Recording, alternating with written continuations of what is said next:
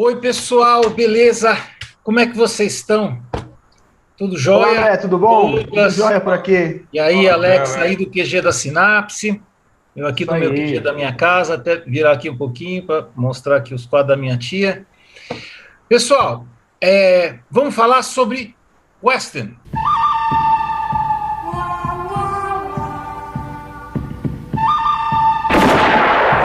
Não era bem isso. O pessoal da produção botou esse negócio aí. Western é outra coisa. Para nós, Western é Western Blot.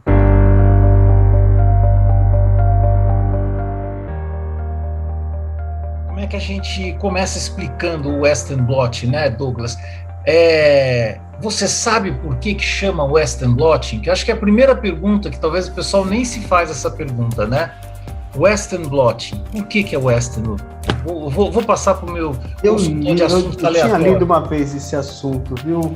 É porque acho que ele foi uma das últimas dessas três técnicas que eu vou citar que foi desenvolvida. Começou com o Northern, depois o Southern, ou seja, o Northern era transferir o DNA para uma membrana e detectar, o Southern é RNA, e depois a proteína virou Western, mas no vácuo dessa brincadeira de Northern, Southern, e daí virou Western. Eu tinha essa história, mais ou menos, né? Que para explicar essa história, você vai ter que explicar um negócio que hoje talvez não faça muito sentido, né? Que era a hibridização. Quando o pessoal não tinha sequenciamento, não tinha PCR, você tinha que ter um fragmento, esse fragmento radioativo, e esse fragmento grudava nas suas coisas. E aí você ia lá e você pegava o que aquela sonda radioativa, né? Quer dizer, você fazia uma eletroforese, né? Você fazia uma eletroforese de DNA ou de RNA, e aí você transferia para uma membrana de nylon. Ficava 72 horas num banho, né? Num tampão embaixo, por capilaridade, ele transferir até o gel ficar fininho assim, transfere para a membrana. Daí você vai, trata essa membrana, faz a sua sonda radioativa, deixava rolando aqueles fornos de hibridização. No forno de hibridização, ficava ali. Pegando fogo de radioativo, daí lava, e expõe.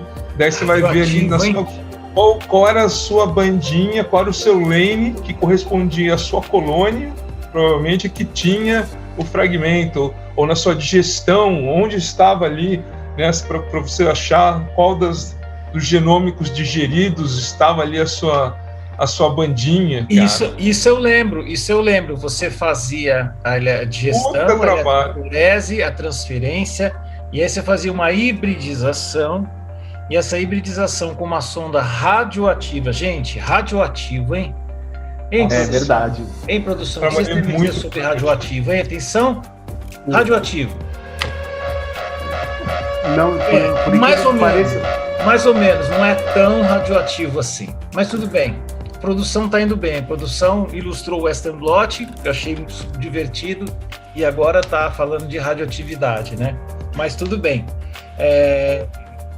E aí, você tinha uma ideia da hibridização de uma sonda e um fragmento que foi digerido por uma enzima de restrição, né? E aí você identificava a presença de um clone ou o que você clonou em qual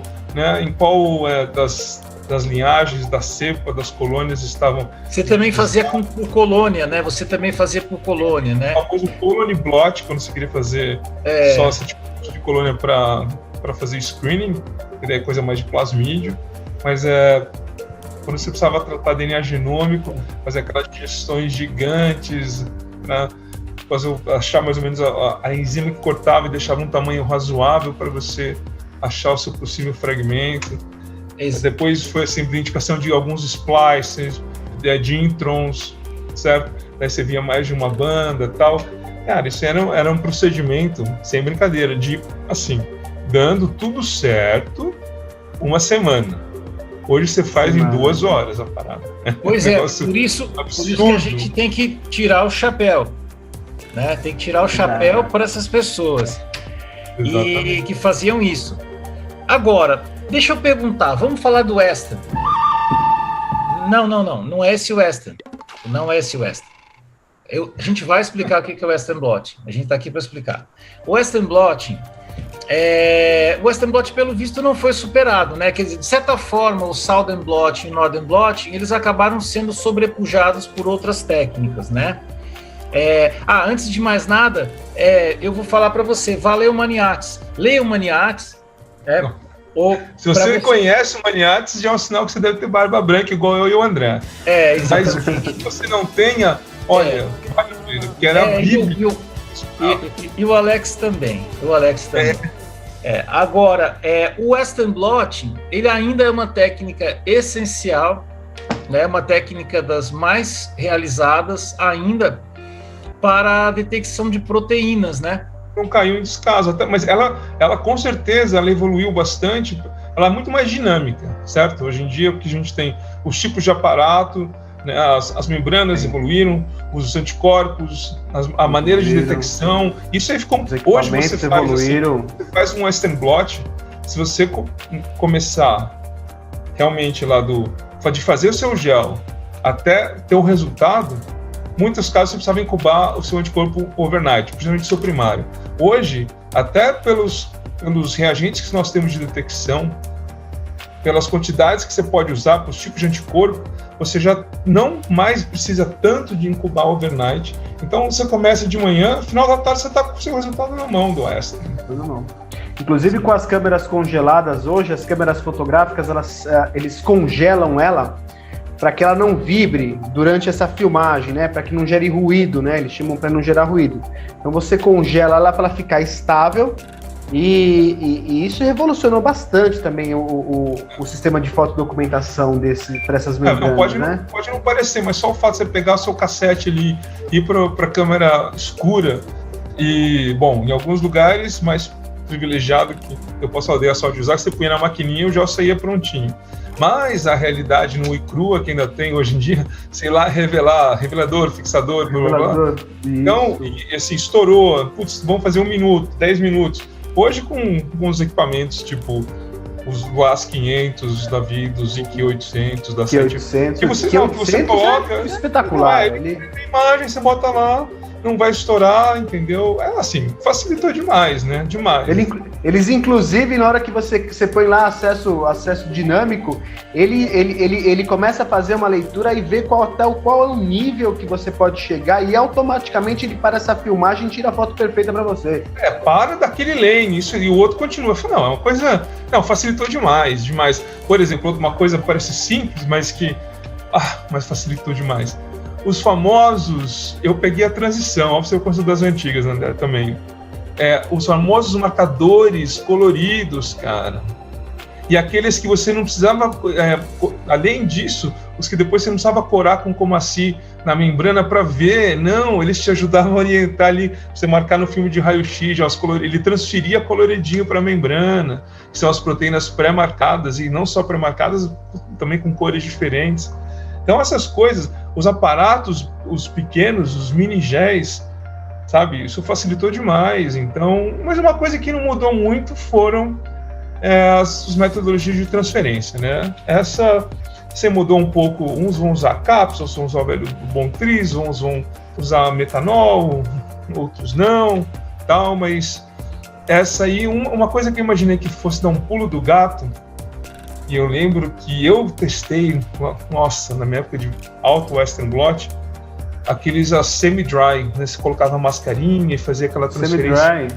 Mas o semi-dry não existe, viu? Hoje tem uns equipamentos integrados, bacana, tal, mas esse aí não substitui o boa e velha transferência molhada, entre aspas, porque essa aí, cara, você, assim, ela controla muito bem o que você quer, você brinca lá com a quantidade de metanol, por exemplo, o tempo de transferência, então você transfere proteínas maiores, menores, assim, claro, né, como tudo, ainda é uma arte, felizmente, então a experimentação jamais vai deixar de ser importante. Então, você conhecer o que você está trabalhando, conhecer o processo, conhecer o que significa cada passo, isso daí você faz um troubleshooting e otimiza seu experimento, né? Isso é óbvio. Então, ainda ele é muito fácil, mas felizmente ainda requer um olhar que vai sendo treinado e o conhecimento científico e prático, né? De cada passo, como faz, o que significa, qual o efeito, para você ter um resultado bom o mais rápido possível. Ainda bem, né? Exatamente. E a gente tem o prazer de trabalhar para uma das empresas pioneiras, a empresa Cytiva. Falando um pouquinho da história, Cytiva é um spin-off da GE, que por sua vez, em algum momento comprou uma empresa chamada Amersham. E a Amersham foi a empresa que desenvolveu os substratos quimioluminescentes de maior ganho, né? Eles chamam Enhanced Chemiluminescent Substrate, né? O tal do ECL, né? O substrato quimiluminescente eu não sei se é expandido ou acentuado, de maior sensibilidade, né? Então tudo, o grande avanço dessa técnica veio dos ECLs, que outras empresas fizeram, né? Não, algumas licenciaram, outras fizeram OEM, mas a fonte, tá? Falando para você que está vendo esse vídeo, a fonte do conhecimento de Western Blot vem do que foi a Amersham, que depois virou GE, que depois virou Cytiva. Então você está no lugar certo. Você está no lugar certo. Isso aliado às membranas. Membranas foram as primeiras, era o gold standard, e na verdade ainda são, né? Porque as membranas Cytiva são as membranas Amersham. Então era aquela assim, aquele que você guardava os pedacinhos, porque valia ouro, tal. Aquela membrana, cara, ainda é tudo de bom, e são as membranas da Cytiva, né? Elas são copiadas, tem similares, tal, mas quem desenvolveu, o resultado final E eu vou fazer uma pergunta para você que está assistindo esse videozinho de apresentação. Você sabe tudo de Western Blot? Você conhece tudo mesmo? Então, essa é uma pergunta e um desafio, porque eu gostaria que você visse o webinário que o Douglas vai fazer para nós, tá? Porque realmente esse webinário vai explicar a técnica toda. Talvez ele fale também dessa curiosidade, como é que surgiu o nome, tá? Passando pela história, e você vai ver que a história do Western Blot se confunde com a história da presença da empresa Cytiva e os seus legados anteriores até chegar no ponto que a gente está hoje da Cytiva. Então, vamos tentar passar passo a passo, falando dos princípios básicos, algumas dicas, experiência. E a experiência nessa técnica é uma coisa bacana, que conta muito. E, nossa, olha que eu fiz o Western Blot na minha vida. E eu adorava fazer, na verdade. Para quem trabalha com proteína, é muito, muito bom. É muito, muito gostoso de fazer, super informativo, rápido. E a gente teve, como a gente falou, apesar da técnica em si ainda permanecer mais ou menos nos moldes iniciais, em vários aspectos ela foi incrementada, ela foi otimizada. E hoje tem várias dicas nesses shortcuts para tornar o processo muito mais eficiente logo de cara. Entendeu? Então vamos ver se a gente consegue dar esse overview para vocês, detalhes, dicas, tanto de reagentes, né, dicas de procedimento, explicação. Tem coisas que o pessoal ainda, normal, né? Hoje em dia a gente tem uma coleção de ECLs. Qual a diferença deles? Por que a gente vai usar um e outro? Verdade. Ainda as membranas, como eu disse, a base é a mesma, mas elas desenvolveram. Nós temos diferentes porosidades, diferentes materiais, especialmente 2. Vamos explicar um pouquinho, né, onde usar uma ou outra, ou quando você pode escolher ao seu bel prazer e não deixar uma coisa imposta. Quanto mais você sabe do que é, para que serve, né? Às vezes experimental, né? Você tem que usar essa, mas por que eu tenho que usar essa, né? Exatamente. Qual que é o motivo de usar esse tipo de membrana e não usar outra membrana, né? Então é importante isso. Também acho. Eu acho que para você que está nos assistindo agora, está feito o convite para você assistir o webinário do Douglas. A gente está aqui na landing page aqui. Esse vídeo está tocando. Se você está vendo esse vídeo, porque você está na landing page, e nessa landing page está com a data e todos os dados de como você faz para assistir esse webinário gratuito sobre o Western Blotting de um modo geral. Nossos webinários são instrutivos, educativos. Se você não sabe nada de Western Blotting, esse é o seu lugar. Se você é um expert, dá uma assistida. Quem sabe você não pode trocar uma figurinha com a gente, quem sabe você não tem algo para nos ensinar, por que não? Né? Nós estamos nesse ramo há muitos anos e a coisa mais importante do ramo das ciências é que o aprendizado é contínuo, né? Por isso que é tão fascinante, por isso que é tão divertido, porque você aprende sempre, né? Então, eu acho que seria esse o recado que a gente gostaria de passar, né? E agora, pessoal, mãos à obra que a gente tem muita coisa para fazer ainda, né?